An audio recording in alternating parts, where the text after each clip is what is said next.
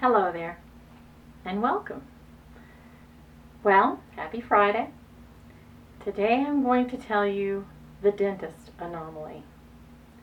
This story begins with me forgetting, but I'm not going to start with the forgetting. Years and years ago, while I was teaching in a public high school, I was talking to my freshmen about a book I had assigned to them, The Princess Bride. None of them seemed to be reading it. We had just started, and by this time every class got issued a book, so it wasn't the same as the time I read it to them. I was unhappy that they were unwilling to even try to start the book, and so I talked to them about it. One of the students in the class said, "Well, we just don't want to read what's assigned to us. We don't like to read. It's not that fun. We have a lot of other things we like to do. Many of us are athletes. Many of us are musicians." He had all sorts of arguments about why they didn't want to read. And I suddenly said, "Okay, I tell you what, let's make a deal. If you will read this book, I will not require any other freshman to read it. If you alone will read this book and take the test on it, my test on it, and prove that you read it, and you have to get at least an A, if not 100, then nobody else has to read the book. Deal?" And this boy said, "Deal." Well, a week and a half rolled by, and it was time for him to take the test.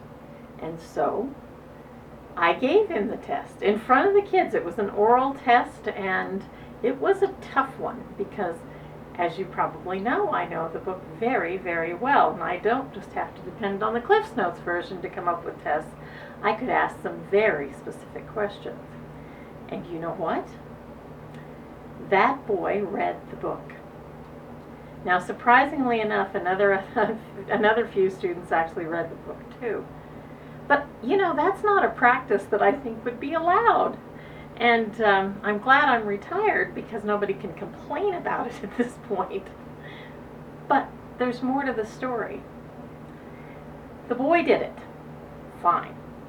There are lots of things that I taught, a lot of lessons I gave, where the kids did it fine, and I moved on and went on to the next thing. Years and years later, I was in need of some intense dental work, and the dentist I had at the time could not do it. He had to refer me to another dentist to do it, and the person he referred me to was Dr. David Brown. So I went to Dave Brown's office. I knew he was a former student of mine. In fact, his brother, James Brown, was his office manager. So, I knew people in the office. Anyway, I came in and sat in the chair, and I was in pretty severe pain.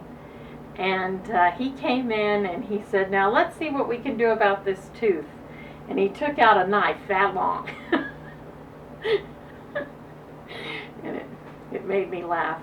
Anyway, after it was done, after he had done the work on my tooth, at one point actually during the time that he was working, I sort of laughed. He said, "What's funny?" I said, "Think about how many kids have fantasized about doing something this awful to me, and you're getting to." And he kind of laughed. But later on he said,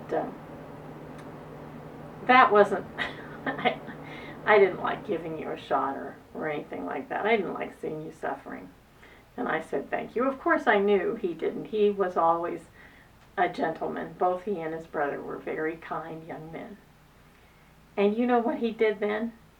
He told me the story of the bet we had about him reading the book, so nobody else had to.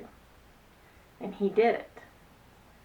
But what he told me beyond that was that I taught him that he could read and he could enjoy reading.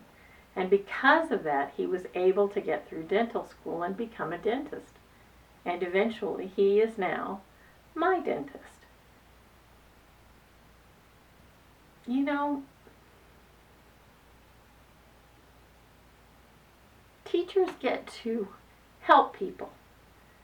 That's a glorious blessing.